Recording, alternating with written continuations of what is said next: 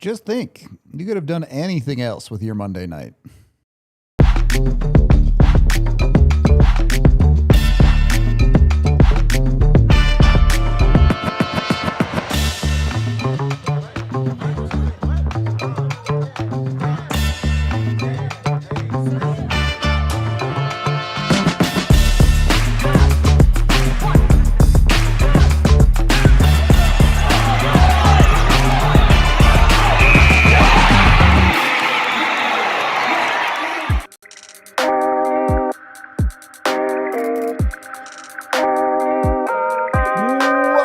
To the DNVR Avalanche Postgame Show, live from the Toyota Lounge, a loser's lounge, but at least you have a Toyota to not be there anymore. Got that going for you. Powered by your Front Range Toyota dealerships. J. Mike and Rudo coming to you. Avs lose 7-2 to the Pittsburgh Penguins in the worst game of the season.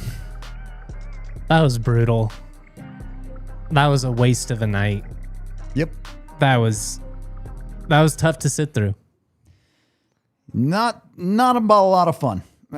Even the first period, which we'll get to, and I think there are some redeemable factors of the first period at least, but certainly the second and third periods is just, I don't know that I have a single good thing to say about periods 2 and 3 in this game. I'm sure there's one or two examples you could pinpoint that I'm just blanking on at the moment. But there's not many. It felt like the kind of game where the Avs just quit, and we haven't really said that a whole lot this season. So really disappointing on home ice to get that kind of effort and just the lack of pushback. Like we'll rant about it, I'm sure, but it just felt like they didn't punch back at all. And frankly, Pittsburgh was kind of begging them to for a while. Yeah, Pittsburgh did not do anything special in this game, frankly. Even to build their initial lead, I don't think they did anything special. This was the Avs beating themselves in every way imaginable, top to bottom in the lineup through the course of the whole game. They were not competitive enough. Again, we'll talk about the first period, but certainly in the second and third periods, the Avs were done. They decided they were done with this hockey game, is what it is. On one hand, these games happen probably 5-10 times a year, even to the best teams in the NHL. On the other hand, you are in a playoff race, one that you're only in because of the games you took off earlier in the season, and you didn't show up for at least 40 minutes of this hockey game. You just straight up did not show up. I'd like to chalk it up to a fluke, but coming off of a game where you didn't really have your A game either, it's not a great trend, and obviously feels like a major missed opportunity. You got an unexpected Dallas loss to Utah tonight, and you had a chance to give yourself a little bit of slack, kind of make up for some of what's been lost here with the cushion, which is obviously greatly dwindled over the last month or so. Yep, a missed opportunity. That game is massive on Wednesday night. It was always going to be the biggest game of the regular season to this point. True. But the pressure looms that much more now.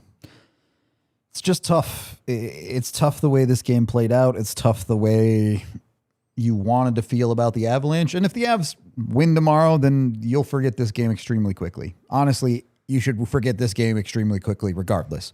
But it would make it a lot easier to do if the Avs win in their next game. I guess we'll do a 60-second rundown. A goal, and then another goal. First period starts out a bit rough. First shot Scott Wedgwood faces is a very weak spinning backhand from Malkin that beats him because he's cheating over. You think the Avs are going to be able to get the reset because Nathan MacKinnon just walks down and scores and makes it a 1-1 game. And you think, all right, weird start. Let's move on with our lives. The Avs defense and goaltending proceeds to completely poop themselves for the rest of the game. You blink and it's 4-1 in the first period. You get a fluky goal out of Brent Burns to make it 4-2. And despite a period where you probably were the better, you were the better possession team at 5-on-5, doesn't matter because you can't stop from making the gargantuan mistakes. And then the rest of the game, the Avs frankly didn't show up for. Pittsburgh adds 2 in the second, 1 in the third. You get to your 7-2 final on a night that was just pathetic for the Colorado Avalanche. Yes, accurate. It was that bad. I guess we'll try and go chronologically here at least a little bit. The first period mechanically in the offensive zone was actually pretty good for the Avs. They had some good power plays. They were getting shots to the net. I think they ended up with 18 or 19 shots on goal in the first period. They beat Shelovs twice and forced Shelov to make some good saves. That's quality work in the offensive zone. You were doing the things you needed to do in the offensive zone to set yourself up for a win. But you can't be good offensively and then play your worst game of the year, both defensively and in net. That's not... The offense can't carry that.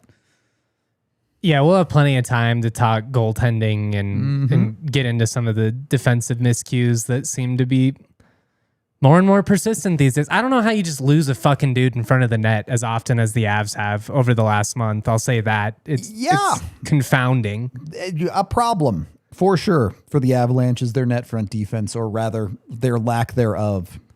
But I think what made this game particularly annoying is I agree with you. There's a different world in where this is like a 4-4, a 4-3 type game. You gave up some dumb softies, but you were creating opportunities. You were putting the puck on net, and then you come out in the second period and you just do nothing. You don't punch back whatsoever. Yep. It's a 2-goal game at that point. You're down 2, right? A typical hockey scenario. A team is down 2. What a game is supposed to look like when a team is down 2 in the second period is they just all out blitz the other team with offense. Especially at home, especially when you have Nathan McKinnon and Cale Makar. You're just throwing pucks at the net at that point and hoping for good things to happen, especially the way Shelovs looked in this game. Yes, he was making a lot of saves. Rebounds were everywhere. For that guy. And you follow up what was a 19-shot first period with a second period where the Avs muster 4 shots on goal. For so many reasons, and this is where my brain is like melting and I'm struggling because, okay, maybe Pittsburgh locked it down defensively for you. That's going to reduce some of your shots, but you should still be dominating that possession game and firing pucks at the net. But instead, despite the way you played in the first period, you decide to get ultra cute for the entire second period. You're trying to make 6 extra passes. You're trying to dangle through guys instead of just throwing pucks on net on a guy that has shown he's looking a little bit shaky back there. And Pittsburgh was having some puck management issues themselves. They had some really bad turnovers in the neutral zone. Like, there were opportunities early in that second period to get a goal, to get some juice going. And the Avs just never stepped up to the plate. No, they did nothing in the second period to earn a win in this game. And they did nothing in the third period, though. Let's be honest, the game was over at the start of the third period. At that point, it's so far out of reach and you're so far frustrated. It's just a matter of, let's get out of here. Let's stay healthy and not put ourselves at even more of a loss, going into that huge game against Dallas. But to lay an egg the way that they did on home ice, it was so disappointing, especially in the lack of pushback. Like, you can lose a game. You're going to have weird games. You're going to have off nights in net. But to never even punch back, I felt was the most disappointing, especially given the circumstances. You are in an incredibly tight division race. No excuse. There's no excuse for that. You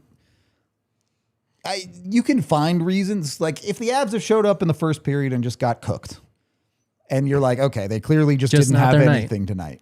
But you showed up in that first period and played quality hockey in one of the 3 zones. Do you feel like that's... And again, I do think the injuries are a factor. I think it's not an excuse for the effort you gave tonight, but missing Lehkonen and missing Landeskog, you're going to feel missing 2 of your top 6 forwards. Yeah. I know Pittsburgh didn't have Crosby. They came out and they played fine. I understand all of that context. But in some ways, this felt like the Avs didn't get that late goal in the first, and they were just kind of like, I guess it's just not our night. Yeah. And is that like where you're missing the presence of your captain? You're definitely missing the presence of your captain. Full stop. We've had this conversation before this season, but the Avs, look, Gabe Landeskog would not tolerate that second period. That I know for sure. He would take a look and say, not good enough. And I think the Avs understand that. I don't think they're unaware of the situation, but sometimes you just see them without their emotional center of Gabe Landeskog get into these funks of, hey, it's not going our way. Instead of readjusting the mindset and getting back to work, they just kind of fly down the tunnel into the abyss at times with their mentality without Landy helping that. But that's where I'd like to see more from. I mean, you're a decade in the league at this point, McKinnon. And I don't think he played poorly. Obviously, he scored tonight, but like, he's just not that guy. Yeah, I get it. He's not the rah-rah dude. He can't be the guy who's the emotional center. He's the guy who's going to live up here and down here. It's all highs and lows with him. Who can be that guy? Nelson? Does he have that kind of juice? I think it's Cale Makar, really, is the guy that needs to be. I'm sure he's different behind closed doors, but he's just so mellow-mannered to me. I have a hard time seeing him be that guy. Yeah, I understand what you're saying, but I do think it is him.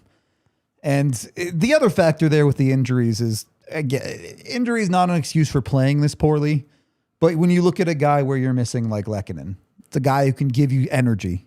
You're looking for a guy who is missing like Colton, regardless of his execution this year, a guy that can give you energy. And when the Avs needed energy, no one stepped up to the plate and gave them the energy they needed in this second period. Not the top guy all the way down to the goaltender. You hoped it might be after the kind of fluky Burns goal that could spark something, but it didn't seem to for whatever reason.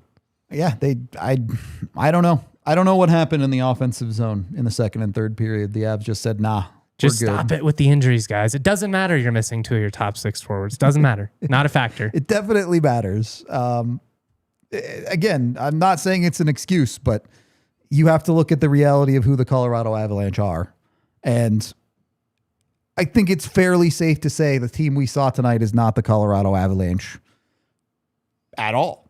Frankly, it's their worst game of the season. So if you want to judge them by their worst game of the season, then yeah, I guess they're going to lose out the rest of the year and the playoffs they're going to get swept. But you also can't judge them by their best games of the season. The 9-1 win against Edmonton early in the year, also not reality. You're going to have nights that are just so far from the mean that in some ways you want to say throw them out, but it's tough to at this stage of the season. And I understand that. If this was a hockey game where the Avs weren't in a playoff race, I don't think anyone would care about it at all. I think they would just go, that was horrible, let's move on with our life. But because they are 3 points ahead of Dallas, who also lost tonight, by the way, the Avs didn't lose any ground despite playing horribly, so they caught a little bit of a break there. Seemingly important context for all of this. Yeah. Arguably, Dallas lost to a worse team in Utah than the Avs lost to in Pittsburgh based on the standings. It's just not... Don't make causations where there might be some correlation. Yeah, the Avs have lost 3 of their last 4 games. That's bad. That's not good enough. And that does not mean they're about to blow the entire season and lose the playoffs. They could. They also could not do that. They could win a Stanley Cup. I also think it's important to remember that you just happen to be in an incredibly unique scenario where you have 2 teams on potentially generational type point runs. Yep. You would have a 20-point lead if you were in the Pacific. With this loss, having lost 3 of 4, you would have a 20-point lead in the division. Yeah, the 2 best teams are in the same division this year, and it's close. That's unfortunate. That's bad luck. Puts way more pressure on you. Yeah, unfortunately, you blew an opportunity tonight. If you're the Colorado Avalanche, and there's a lot of reasons why that happened beyond just a really disappointing effort in the second and third that we'll get into in a minute. But when you look at this first period, I just don't think the Avs deserved the 4-2 score. Like, obviously they deserved it as a complete team, but the Avs offensively didn't deserve a 4-2 scoreline in that period. When you need a save from your goaltender, when you need your defense to not make the biggest mistake possible, I think it's hard to put that on your forwards. You threw 3 pick sixes. Yep. Like, it's just, you had catastrophic mistakes, and credit to the Pens. They capitalized on every single one of them. That's very opportunistic of them. Yeah, totally. Pittsburgh finished well. But don't just shoot yourself in the foot 4 consecutive times, and it's a completely different game potentially. Right. There's just there's nothing to say on the front of like, oh, well, the Avs need to play better. Obviously, their defense has to play better. Obviously, their goaltending has to play better. It's just a fact of you're sitting here and do you believe they will play better? And maybe you don't believe that they'll play well enough to win XYZ. Well, fine, fair enough. But if you believe that this is the standard of the Colorado Avalanche, then we just haven't been watching the same team. Like, I don't know what else to tell you. Anyway, we do need to take our first break of the show. So let's shout out some of our sponsors and get you a new standard of health when it comes to common spirit. Hey, athletes, weekend warriors, and anyone who loves to move. For those experiencing any sports injury or chronic pain, the Common Spirit Mountain region is home to an incredible sports medicine program, including their new sports center, Common Spirit Health in Parker. This team of qualified and passionate providers specializes in diagnosis, treatment, and prevention of sports-related injuries for all athletes, including your Denver Broncos players. Their experts understand the unique demands your body faces, so you'll get personalized treatment, combining things like physical therapy, injury prevention strategies, and strength training. This isn't just about fixing what's broken. It's about preventative care, performance enhancement, and getting you back to peak conditions safely and quickly. Don't let an injury keep you on the bench, or even better, get proactive about your health. For more information, you can visit mountain.commonspirit.org. Common Spirit Health is the official healthcare partner of the Denver Broncos. What if you could have reliable and intelligent Wi-Fi? What if you could keep it at the same price for 5 years? That's the Xfinity 5-year price guarantee. Imagine Wi-Fi that makes everything in your home work together, that finds and fixes problems before you even notice them, like super intelligent Wi-Fi with a sixth sense that lets you stream the game even when the whole family's online. All your devices working in perfect harmony for 5 whole years. Here's the best part. No annual contracts, no hidden fees, and Xfinity's best equipment comes included. Take it from me, a lot can change in 5 years. Championships are won, records are broken, dreams grow bigger. But your Wi-Fi should stay reliable and the price should stay put. Lock in your price and unlock the possibilities with Xfinity. Learn more at xfinity.com. Xfinity, imagine that. Select plans only, restrictions do apply. Second period of the DNVR Avalanche podcast. An interesting comment in the chat. Not the way you said it, but I do think it's interesting from Lane. Do you think the Dallas game influenced their effort tonight? Like they knew Dallas was losing, so they let off after the first? No, I don't think the Dallas game tonight influenced the Avs. I do think the fact that they played Dallas on Wednesday, I think they were probably looking ahead a little bit in the second and third period of this game. I think they said, we didn't make it competitive in the first. We didn't score in the first 5 minutes of the second period. Let's just go beat Dallas on the next one. There's probably some human nature in that even before you come into this game. Just this is a big one, but it's not the big one. Yep. And like, I'm disappointed that that's where they ended up in this game. It's a crappy mindset. It's a bad approach in a division race this tight. It's also probably a little bit of human nature if we're being real. Yep. You can tell yourself, I don't look at it this, but you hear the noise. Everybody knows. I mean, how many times do we find ourselves just casually segueing to the matchup with Dallas pregame throughout the watch along? Like it's in the back of everybody's minds. Okay. Let's talk about the goalies. Oof. Do we have to? Yeah, unfortunately. If there is a conversation about who you're going to run in the playoffs, neither goalie did any help for themselves in this game. I mean, they both were just awful. Scott Wedgwood gives up 3-on-5 goals and gets pulled, and Mackenzie Blackwood comes in, immediately gives up another goal and goes on to give up multiple other soft ones. Like, just horrific. I think you can make an argument that 5 of those goals could have been, maybe should have been at least 4. Yeah, I mean, the later ones on Blackwood, I care a little bit less because the game's over anyway, like whatever. But certainly the first goal is just not good enough from Wedgwood. It was like 6 on 14 shots or whatever it was. Yeah, it was just bad. And then the Avs have defensive breakdowns, and don't worry, we'll get into the defense too. But giving up 3-on-5 or 6 is like bad for a shootout. Those are bad numbers if they were all breakaways. Like, yes, the Avs defense did not help them, but you need saves in hockey games. If the Avs get one more save, just one more save out of Scott Wedgwood, this is a 2-1 game and we're going down a completely different path. Now, what happens in that game, who knows? But they just did not get a single meaningful save in this game. And the tough part is you pull him, hoping you get a spark, and it does Blackwood not help. arguably allowed even softer goals. So it was one of those nights where everything seemed to compound on you. You really didn't do a thing well outside of, if you want to split hairs and say the offense looked decent in the first period, that's great. You still went down in the intermission, down multiple goals. So whoop-de-doo. Yeah. But it was so catastrophically bad, I'm almost inclined to chalk it up as a throw it away type night. Like you threw 7 interceptions as a quarterback type game. It was so bad. Both of them have to. Like, full stop, just go, burn the game tape, go for a walk in the morning.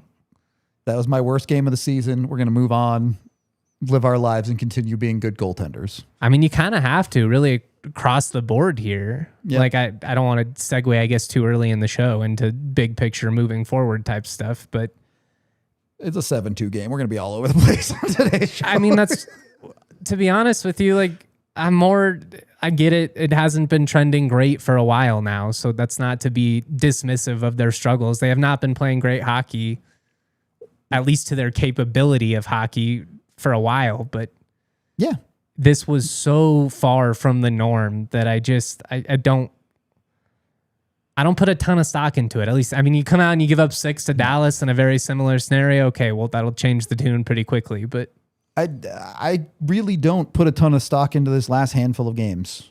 I know they've lost 3 and 4, and you can say I'm being too optimistic, and maybe you're right. I don't know. But the Edmonton game, Nathan McKinnon gets thrown out of that game. Who knows what that game looks like? It's a 1-goal game. The Avs don't have to kill 5 minutes of a made-up penalty. The game is just a completely different scenario. The Winnipeg game, yeah, frustrating. Also, the Avs are the highest scoring team, or one of the highest scoring teams in the league. Certainly the highest scoring team at 5-on-5. They had a night where they just missed all the nets. Okay, you live with that. It's annoying, but you live with it. And then you have tonight where this one is not like the others, right? This one is just no excuses. You were horrible for at least 70% of the game. It's your worst showing of the season, by far, basically across the board. And you take those 3 things, and I get that 3 losses in 4 games is frustrating, especially in the situation. But when you look at how those 3 losses are made, you don't really have any overarching problems across all of them that you're like, this is a problem for the Colorado Avalanche that is building and something that they need to solve. You just have 3 games that are dumb thing happened, you failed to execute, and absolute disaster. And it's a lot easier in my mind to look at those 3 and say, I can wash away most of the things from these. Obviously, they have to be better, but there's not like, oh no, if this keeps happening, it's a problem, because the Avs goaltending is not going to continue to be this bad. It won't. Statistically, you came in with the best tandem in the league. Yep. And 1 game does not suddenly make them the worst. Felt like it. It did look like it too, but you're not going to have a nightmare nights every single night. You wouldn't be one of the best teams in the league if that's how it goes. And I do think that context matters of what you're hitting on. It's alarming, I guess, in some sense that you seem to be all over the place in terms of your execution at all levels. But it's not like, you've had a week of the goalies looking like this, or, the defense. Yeah. Although trending the wrong direction of late. There's an interesting conversation here because Chad is talking about it too. And I promise we will get to the D and all of the problems it had. It did suck. I'm not trying to cover up for the D here, but how much is us as viewers recognition of the defense being horrible? The fact that you're not getting a save. How many nights did we say, the D wasn't actually that bad because Wedgwood stopped a breakaway or 2, or because Blackwood made 1 great save on a penalty kill, where if that puck had gone in, now the D's a problem. I mean, I think it's fair. It all factors in. Nobody makes a defense look better than a hot goalie. True enough. That's absolutely the facts of the matter. I do just throw that out there that you do need, at some point, if you are going to be a true contender in these types of games, you kind of need your goaltender to put the team on his back and come up with that big momentum swinging type save, the type of save that just gives you energy and you build off of it. And it just hasn't been there. A very simplistic way to look at a hockey game. You have your offense, you have your defense, and you have your goaltender. On any given night, you need at least two of those three things to show up. And if both teams are playing well, it's who gets all three to show up. Tonight, the Avs had half of one of those things show up.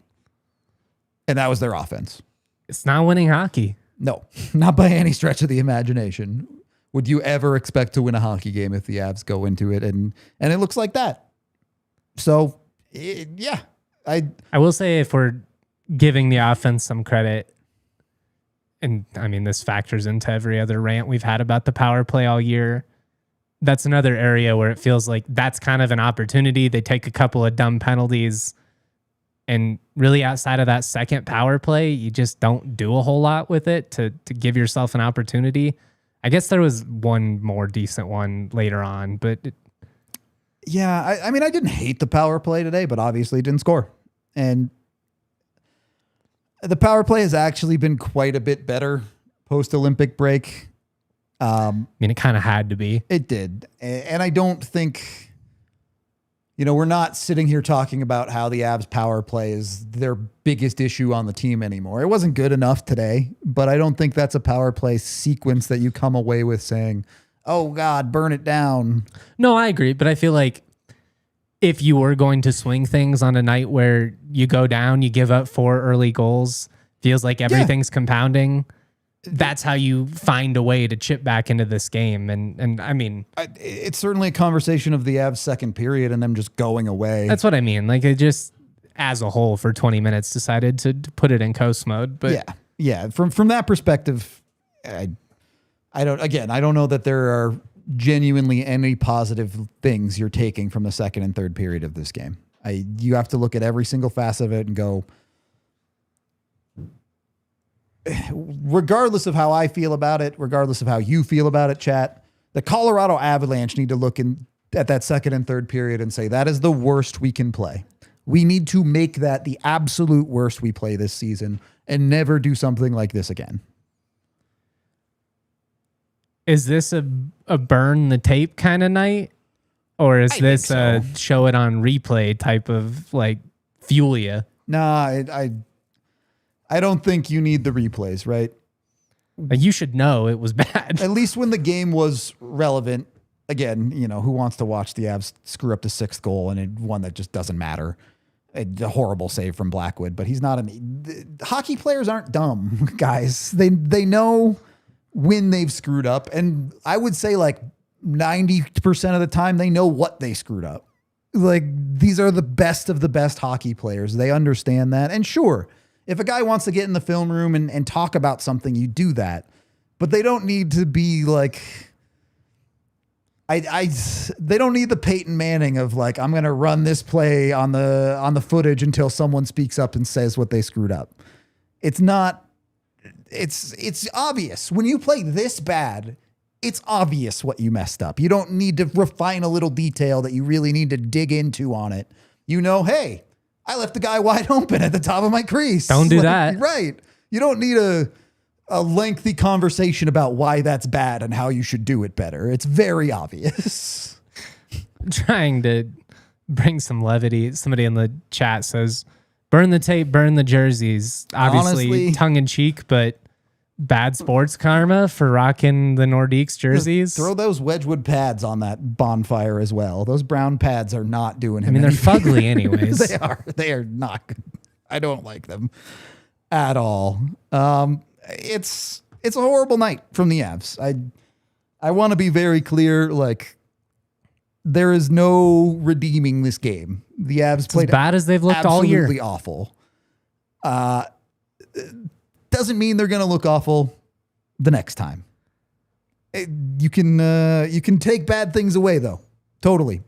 I wish I had 3 hours of my life back that this game was, but it's just a tough spot to be in when you're looking at the expectations on the Avs. They lose any game, people are going to be disappointed. because they're supposed to be the best team in the league. This is a team that's going all in for a Stanley Cup. And to a certain extent, justifiable that you're upset with the Avs when they struggle. Certainly when they struggle on a night like tonight, the way they did. So the response has to come. This game will entirely be defined by the response. If they go out and they beat Dallas in regulation on Wednesday, all is forgiven. Yeah, call answered. They stepped up. It was facing adversity. Good job. Well, you'll still get the people that are like, well, it could be 2 more points, which is true. Yeah, but you can only live in the world that you're in. So you can't go backwards and replay. And if they lose to Dallas, yeah, it's going to be... The heat is on. Our chat's going to be that scene from Community where they walk in with the pizzas and everything's on fire. Like, that's what it's going to look like. And, you know, there's something to say about living and dying in the moment that way. But I felt like that scene in Community, mostly because if you watch that episode, it's the 6 different versions of the same night. So you're seeing the same thing over and over again. That's how I felt just watching the Avs give up 4 versions of the same dumb goal. It was certainly the wrong version of Groundhog's Day in that regard. And I do want to get to the defense. I promise we're going to talk about it, but we do need to take our second break of the show. So let's shout out a few more of our sponsors, including the folks over at Toyota. Again, the best thing about Toyota, the official vehicle of DNVR, is it can drive you away from that hockey game with pace. So we never have to see it again.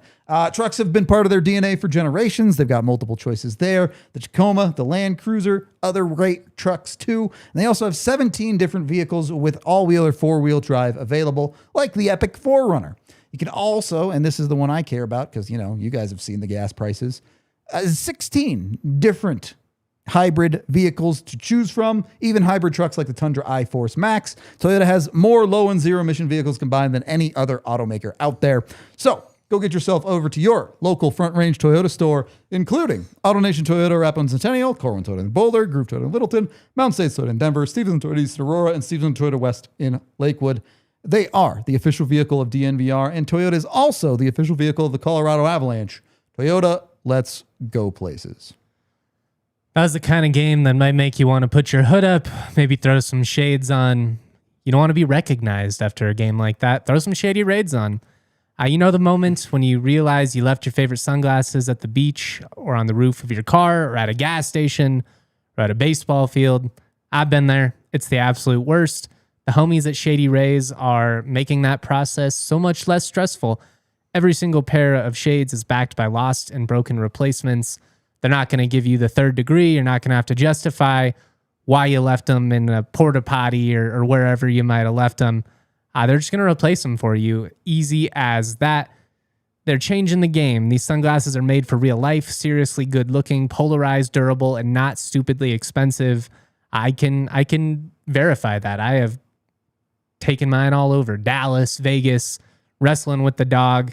They hold up. They're durable. They're stylish. I wear them everywhere. Shady Rays has your back. We've teamed up with them to bring you this exclusive offer. Head to shadyrays.com. Use the code DNVR for 35% off polarized sunglasses. Try it for yourself. The shades rated 5 stars by over 300,000 people. Don't take your sunglasses off in a porta potty, for the record. I don't know why that was the example that came to mind. We should get 2 pairs. One that's like rose colored and one that's like I like it for the bit. All the way black. Have the Coper and the Doomer. Do like the little cartoon, the devil and the angel's voice. Yeah, exactly. Third period of the DNVR Avalanche podcast. This is a weird one in some ways for the defense because I actually thought Brent Burns was pretty decent tonight. Obviously, the goal's a little bit fluky, but he scores. They count the same, and he was not the guy regularly giving up breakaways and leaving dudes completely open in front of his own net for the most part. He was a defender there on the first goal, but that's a spinning backhand nothing thing from Malkin. Wedgie bits so hard on the pass. Yeah, I don't put that one on Burns. So a weird factor, I guess, if you're looking for a silver lining of the defense is that Brent Burns had a better game, but literally no one else did. So that's the rare silver lining while also being incredibly alarming. Like, yeah, it's great. He was good. it's awful that he was maybe your best guy. Yeah, a problematic one for sure. I've got a quote here that I think is interesting. This is Nathan McKinnon talking tonight. We've just been making so many mistakes. We have a lot of new guys and a lot of old guys out. 7D. I don't like 7D. Different defenseman pairs every shift isn't great. The flow is off for sure. Yeah, it's not a good thing. The Avs are in this spot, and they chose to make their bed there, right? They're not calling anyone up to be a 12th forward because they're waiting for guys to get back, and they're managing that roster and lineup post-trade deadline. I don't really think the 7D thing was a problem in their last couple of games, but it was a problem in this one, for sure. The defense was a mess. Stay on your mans, Manson. Yeah, I mean, tonight was the horrible Manson game. We know who Josh Manson is. We know the roller coaster. He's a giveth, taketh type player. Some of that comes with the territory with Manson. It is more frustrating when he compounds things with the turnovers on top of it. Like, not only are you... Yeah. It was bad. And there's definitely some fault there. Manson has to make a better play on that puck or play the body on the first period goal where he just gets beat one of clean. the two. You can't be in no man's land. He ends up doing nothing effective on that play. And then the 7D problem reared its ugly head. It was a really tough night for Nick Blankenberg. And like an impossible situation. This is not a veteran guy like Brent Burns who comes into a team, or even like a Brett Kulak who comes into a team with a ton of NHL experience and just does his thing. You're getting thrown in the fire, no doubt. Yeah, and Blankenberg clearly was not prepared to keep up with the Avs systems in this one. I mean, if you throw a kid in the pool trying to teach him how to swim, he might sink. Yep, and he sunk tonight. It was a really tough one for him, and it's a really tough spot to be in because he was going to be the 7 pretty much no matter what. Your options are limited. And now you're looking at a guy where the second the Avs can go 12-6 again, I think Nick Blankenberg might get banished by Jared Bednar to the Shadow Realm. Yeah, which, like, hey, if you stay healthy, he's not in your lineup anyway. But AKA the rafters of Ball Arena where the media sit. Yeah, right. It's way up there. So it was tough for him. You need more from Cale and Taves. Makar just cannot get beat up the ice the way he did on that breakaway goal. You have to at least be competitive. And your bottom pairing existed, but what did they actually provide you? Defensively, all of them were a mess. So I don't know. Again, do we think 5 out of the 6 Avs D are going to play horrible every single night? No, I guess it'd be 6 out of 7 tonight, but when you're in it, it does not feel good. I mean, kind of a lot like you would say about the goaltending. This is arguably as bad as it gets. Yeah, it has to be. It has to be the worst. In the arena, directly in it, is Bailey Curtis on the courtesy call from the Xfinity Mobile call-in line. Bailey, it's already been a long day for you given your flight home. I can't imagine this game helped much. Oh, no, not at all. When I expected coming into this one, especially looking at maybe some of the energy coming out of Winnipeg. I was not the only one having travel issues, by the way. Seems like the Avs really did not have good luck on this last road trip either. So you may be expected, you're at home, you're going to maybe find a little bit more of that home energy, get your feet underneath you, and it was a bad one overall. Like there's really not, I don't have anything more eloquent as far as, describing how this one looked. Fair enough. Vibe in the locker room. J. Mike read out one of the quotes from McKinnon, but it sure seems like the Avs are hard on themselves for this one. Absolutely. One of the most, I really enjoyed this McKinnon presser. He was very candid in a lot of it. After games like this, you maybe expect a lot of frustration from some of the guys, and you certainly got that out of some of their answers. Malinsky was really quick to say, like, frustrations, like the best word you could use about this one. McKinnon was just super candid in saying like the chemistry was off. Like you've got new guys coming in that are still kind of figuring out systems and routes, and at this point, like you're a week and some change removed from the trade deadline. I mean, what can you do that soon after it? Like they're finding their footing a little bit more, but really like it takes a little bit more than just 10 days to figure some of those things systematically out. And it's something McKinnon especially is aware of. You try out a lot of different lines tonight.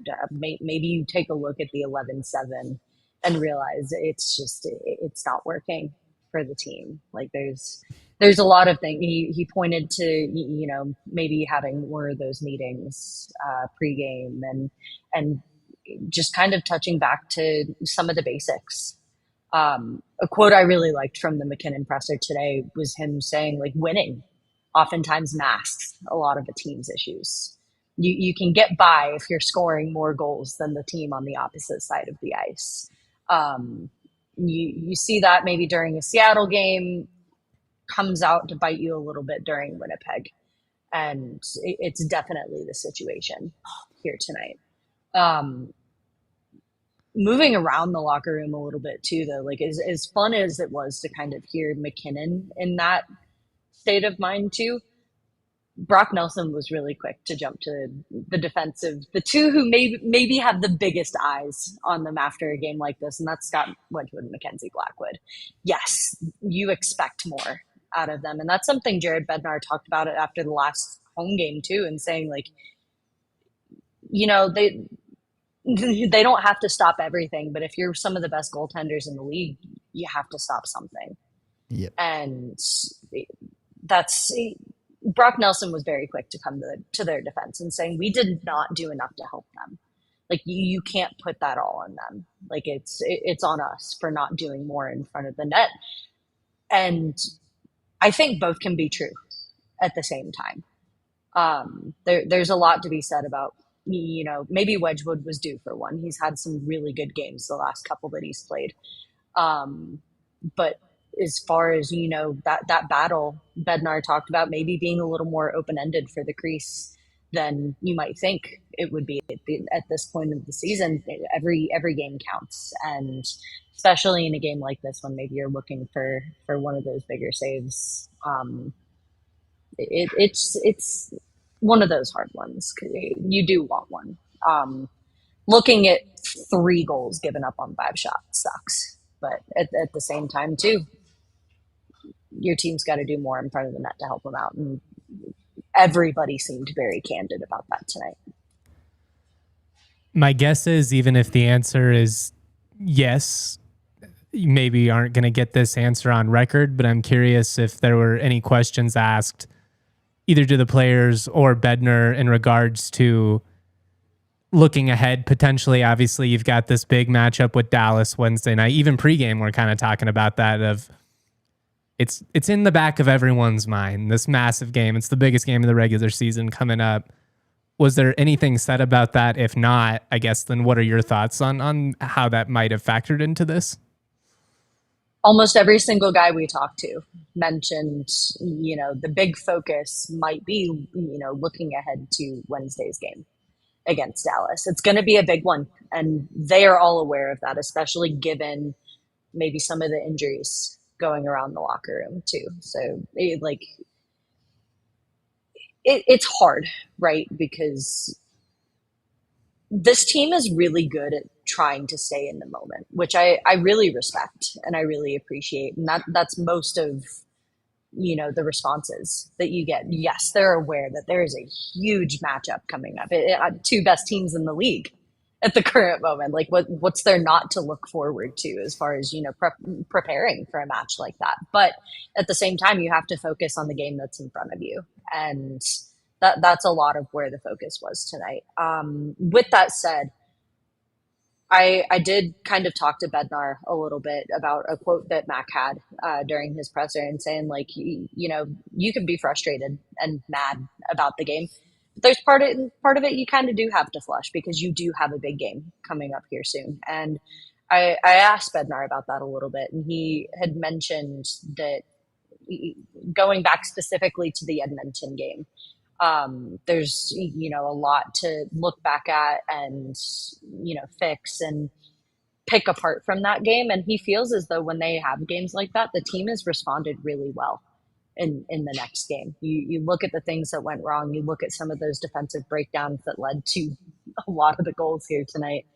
And he feels like the team has responded really, really well to a lot of that criticism. So there's part of that and saying like, this is a bad game. The capability they know is there as a team. But you look at what went wrong and you move forward. It is a, keep your feet moving kind of mentality with this team. You can't afford to sit and, dwell on the bad games when you have big matchups like this coming with less than 20 games remaining in the season. What stood out? What else stood out to you as far as Bednar's press conference goes? Like, what was his intensity level? What were kind of the main things that stood out to you? After games like this, I've learned to kind of temper my expectations, I think, a little bit, because you look at certain games and maybe expect more of a frustrated Bednar, more of a, nothing went right. And he's had certain games like that. Absolutely. Tonight was an interesting one where he seemed oddly calm about it all. And maybe oddly is the wrong word to use there, but he seemed not content, but I think when you have a game like Dallas kind of sitting in the back of your mind too, he's trying not to dwell on a situation like this. He's really trying not to let a game like this get into his head. And that's kind of what came across as far as his presser. He didn't see it, yes, obviously there's that frustration, and he was very candid about, those were the main issues. It was just breakdown after breakdown after breakdown, leading to a lot of these mistakes in front of the net. And you can't win games like that. He was very open about that. But as far as, being mad, and he wasn't super snippy he was very thoughtful, very careful with his answers. And say kind of giving credit where credit is due, and making sure not all of this is on, goaltending, and we just have to be better. That's the expectation. That's what was conveyed. And I think I really appreciate that from a coach like Bednar. Obviously, yes, you maybe are allowed some sort of frustration after this, but knowing that he's got, kind of a positive outlook on being able to take the right things away from this game, I think is huge. You got to find the path forward for sure. I don't know that there's a ton to say about it, but special teams, Bailey. Avs go 0 for 5 on the power play. They give up a goal on the penalty kill. I don't know how much the penalty kill goal really mattered. Game was probably over anyway, but do you just need a power play goal in this game? It's a big part of it. Right. And that's something both McKinnon and Nelson touched on post game too. And that's where I think you look at some of those, huge moments for teams. And this game feels a lot better if you get a power play goal on the board. Mentioned that, meetings between players and going back to some of those basics are going to be huge. And maybe that's what they need to do. And you've waited till game 66 to figure it out, but or to figure, at least get to that point of realization. But this game looks, I think you feel a lot better about it as somebody who was on the ice and trying to contribute, if you can say you didn't go completely negative on the night. Yeah. Feel like that's the conversation for every spot on the ice. Right. So you can't burn it all down. It's hard. According to Nathan McKinnon, that's certainly possible. You're looking at burning some things down. Maybe that starts with the power play. I don't know. Look, it's a brutal game from the Avs. You put it the best. There's not a ton more that you need to say other than it's bad. Are there actual concerns that this could spill over into the Dallas game, or do you think the Avs have that short-term memory ability? the short-term memory ability is there. Absolutely. I think the biggest issue you're looking at ahead of Dallas is some of that, power missing due to injury. And it doesn't look like that's coming back as soon as people might want it to, as much as, a Ross Colton maybe was more looked at as a short-term situation.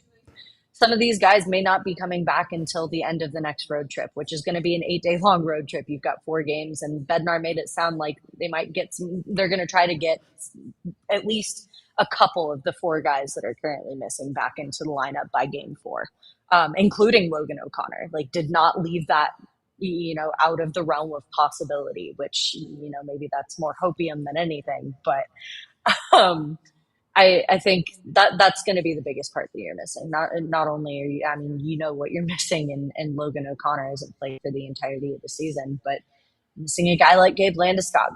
You're missing a versatile player like Arturi Lehkonen. You're missing a gritty player like Ross Colton who can really help against games, against opponents like Dallas, rather.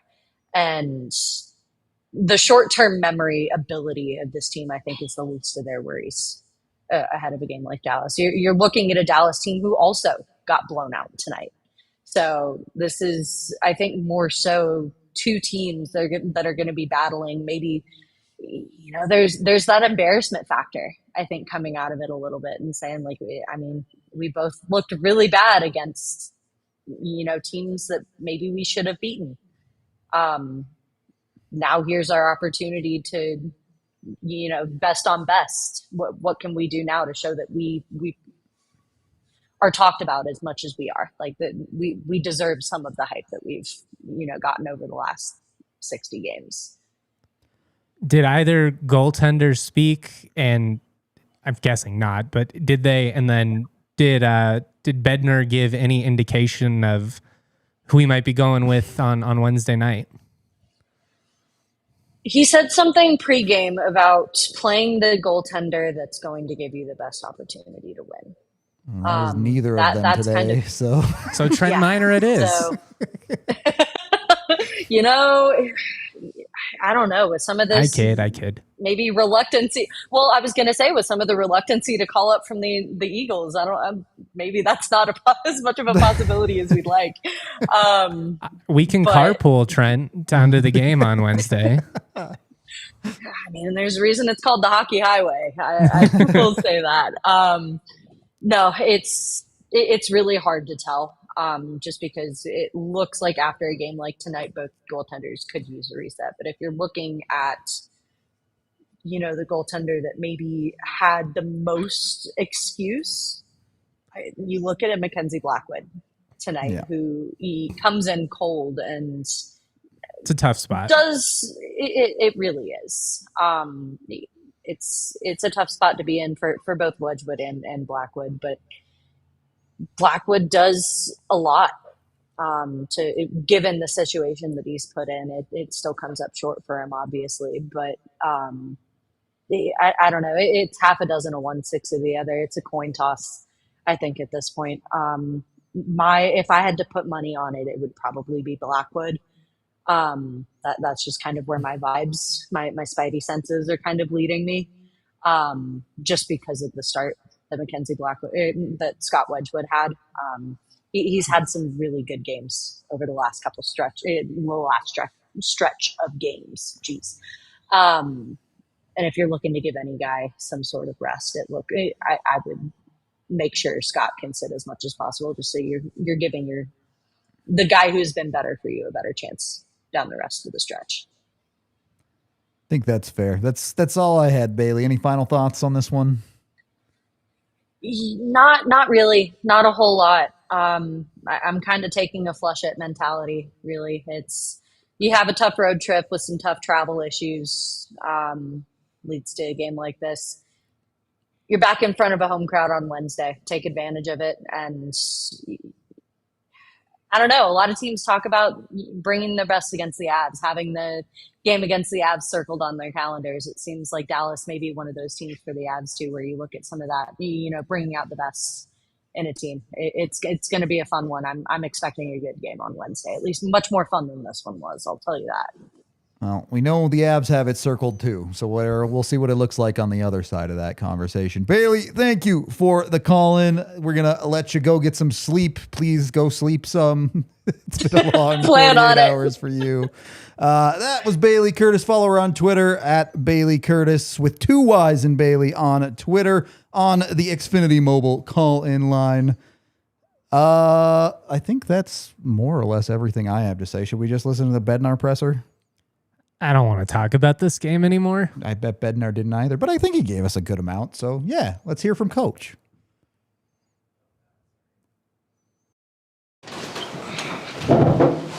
Take questions. Colin, go ahead. Start us off.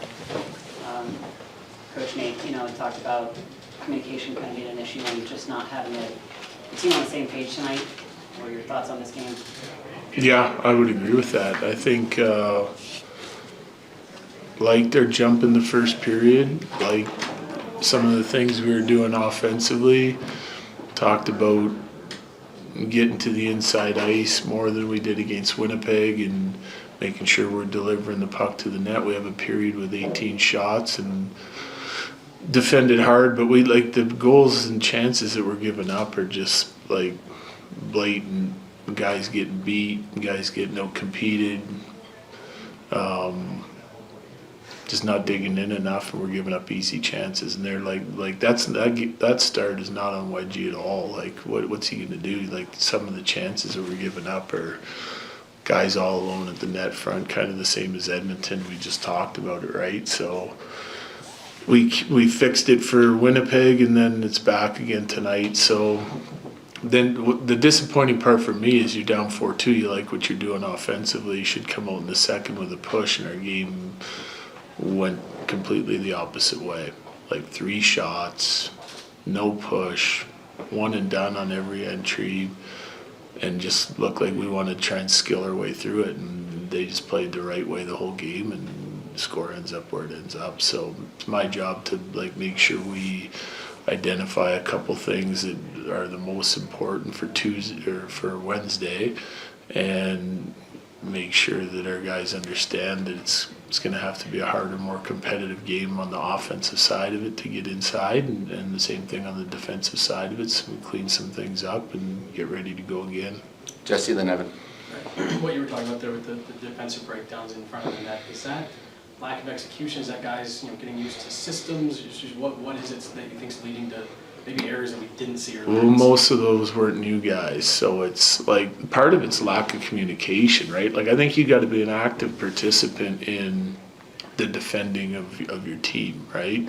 And like we got a lot of guys that need to start saying more and doing more like on the ice. So like we have a couple rush coverage goals that there's some new guys involved in, and it's like one guy just says go, and we get 2 guys going at one guy and leaving a guy open net front multiple times again. We've got, that's just sort of the end result of lack of execution on what we're trying to do and what makes us good on the offensive side of things for me in the second period. But some of those breakdowns, I think, can be easily cured, but I think we're going to talk more and we got to get more competitive. Like a couple of them we get beat up the ice for guys all alone, a couple of them we get beat off the walls for guys all alone, and it's just not good enough. Evan, then Bailey. You mentioned trying to skill it up in the second and third period with, I think it was like 10 shots the final 2 periods. Like, was it a bit of everything, or do you think they're just looking for the perfect play at this point?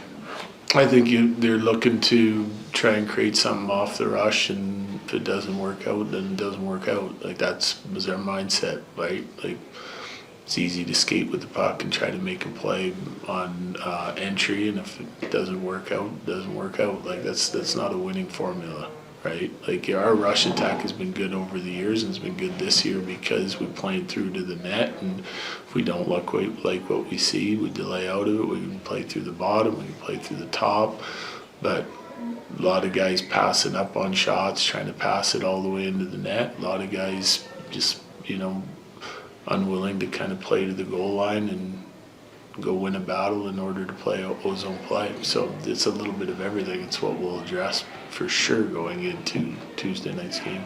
Bailey, then Eric. I'm looking ahead to that game against Dallas, and that did kind of mention, yes, there's a little bit of frustration, but maybe some of that just kind of flushing because they know what they're capable of as a team. What's that balance, I guess, for you? Maybe saying, like, this is just kind of a bad game, but we know that capability is there against those better teams. Yeah, like I think like when we've addressed things with our team, like our teams come out and responded, you know, doesn't always guarantee victory, but I like a lot of the things that we've addressed lately, our team comes out and does a good job. Like Edmonton, we're not protecting the middle of the ice on some of our breakdowns. We're not heading into the right areas on turnovers and whatnot to sort of cover up mistakes. And when I would say like first half of the game against Winnipeg was probably the strength of our game. It's probably the best we were all year. So now we got to make sure we're addressing the right areas going into Tuesday, and I think our team will respond. Doesn't guarantee a victory, but at least gives you the best chance. Eric, then Ryan. When you watch the power play today, like, what is it about it that sticks out, I guess, like on the forefront for you of why it's not working? Decision making for me. Execution and decision making. So it's like to me that was the power play looked to me like an extension of our 5-on-5. Right. You mentioned communication earlier. How do you encourage some of the players to talk a little bit more, and is there a player that you rely on to open that avenue for the team? I think it's all of them. Yeah, it's all of them. I mean, I think like when you're in a position to communicate to someone defensively, especially, like that eliminates, communication eliminates confusion. That's what we say all the time. And that I believe in that. And it's a little bit the same way offensively. Like if you want one of your teammates with his back to the player that's getting checked and is in a battle to do something with the puck, if you relay that information to him, he's going to do it, 9 times out of 10. So if you're not communicating, then you're just guessing on what to do with it when you're under pressure. Last few, Megan. In Winnipeg and again tonight, after the end of the power play, it seems like there's been maybe some momentum that other teams have seized. Is there a common thread that you're seeing and taking advantage of there? Yeah, when you don't have a good power player, when you're just going breakout, the other team is going to get momentum out of you. You can get momentum out of your power play. You can get momentum out of your penalty kill. So we've had some not so great power plays, and teams are thriving on it, knowing that they just killed something and they can come back after us 5-on-5. And it's the same as our penalty kill. If they do a good job, your team kind of gets some energy out of it usually and starts turning it the other direction when they get 5-on-5. Last one, there's Larry. We saw Gabe and Lehkonen escape this morning. What's the latest on them and even on Colton and Logan? Yeah, so, good sign that they're on the ice and making progress, right? That's the first step. They'll continue to skate and try to keep ramping up the workload and what they can do on the ice with restrictions due to how they're feeling or their injury status. Trying to get them on the ice as much as possible so they can keep building that workload more and more each day. Logan's been doing good, same thing. Colts is still a little sore, so he hasn't hit that point yet. I think the goal would be for us to try and see where they are at the end of the week so they can come on the road trip. It's an 8.5-day road trip, 4 games, so there's lots of time there that maybe possibly we could see some of those guys back in the lineup on the road. Thanks, Jared. Thanks. Well, there you have it. Not a ton of positives to take away, but at least Bednar is calm, collected about it. Let's just get to the super chats. We're already in overtime. It's a Monday. We've been here too long. $2 from Ryan, who says, burn the jerseys. They're cursed. Burn 'em. Hate the effort. Yeah, I'm down. The Avs do regularly have weird comebacks in these jerseys, but falling behind with them, no fun. And then two more dollars from Ryan, who says, shades of playing in front of Forgiev last year. Yeah, we said it on the watch along. I think that has to be the worst goalie performance the Avs have had since Easily. they got rid of Georgiev. And again, Maybe worse than even what we saw then. It was that playoff game. yeah, Elliot's. I like to black that game out. Yeah. Just pretend it didn't happen. Yeah, I truly horrific goaltending from both goaltenders. Don't be that bad again. Yeah, be better. Be better. The Bednar said it's about the execution, right? You can't really coach that. They just have to execute. Some of it is just kind of intangible. Make a play. Yep. Betty, who's been very generous today between the watch along and the post game. Stanky ass booty cheeks of a game, boys. Scared about the Dallas game Wednesday, but not losing hope yet. Hope you'll be on the watch along then, J Mike. Thanks for hyping up. I'll be here, with baby. me. Avs and ATL for life. I mean, obviously huge game. But to be clear, if the Avs lose the Dallas game, they're still in first by 1 point with the game in hand, which is not good. You don't feel good about that, but technically they'd still be in first. Could be worse. $2 more from Ryan at the end. 14, 11, and 2 since New Year. 30 games you've been mid. Yeah, it's not great, but it's also above average. The Avs would not be as good as Dallas or some other teams, obviously, on that stretch, but every other team has had worse stretches than the Avs this season, and that's why they're still at the top.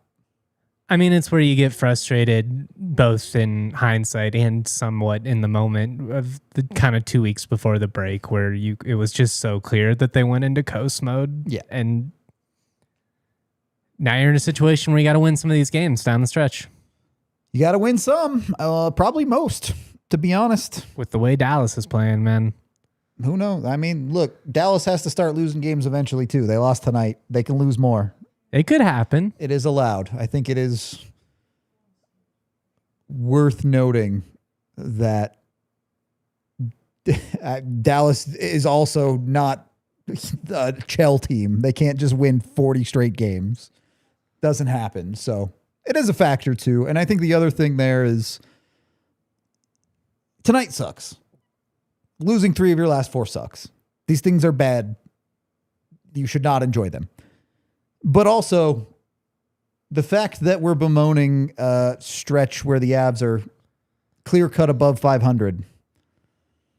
There are multiple teams in the NHL that would kill to play 500 hockey, let alone above 500.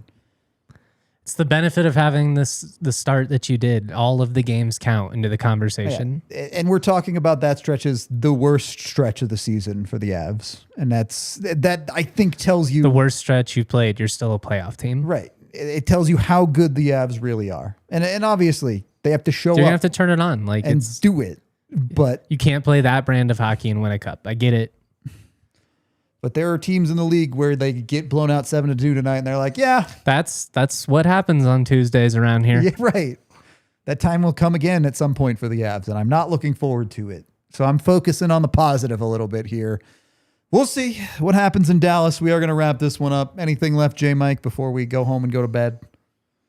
Biggest game of the year. You better respond. Get it done. We will be live tomorrow for an off-day show, and then, of course, the big game on Wednesday. We appreciate y'all. This has been the DNVR Avalanche Postgame live from the Toyota Lounge. We all silly like the mayor.